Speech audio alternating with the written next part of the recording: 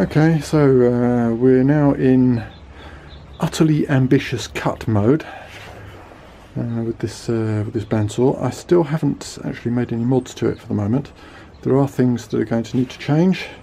These three things here screw directly into this, which is made of Zamac, which is arse. So those are going to get 3 studs Loctited in place. The tension system inside is junk, needs some washers put into it, and the freewheel needs a grease nipple put on it and some spacers to stop it wobbling about. That's a bit of easy lathe work. The power switch here is absolute cark.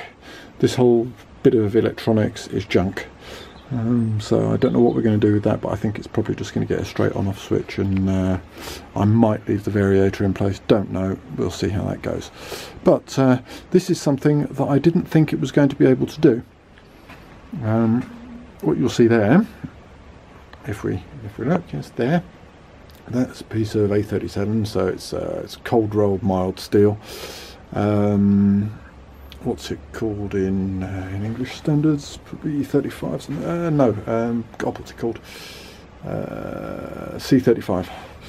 That is an 80 by 80 solid section, and we're slowly lopping through it.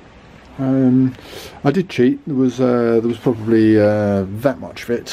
So what, 15 mil, 15-20 mil was cut at work on the big bandsaw. But the big bandsaw popped a blade, and so it's down to Mr. Parkside to finish the job.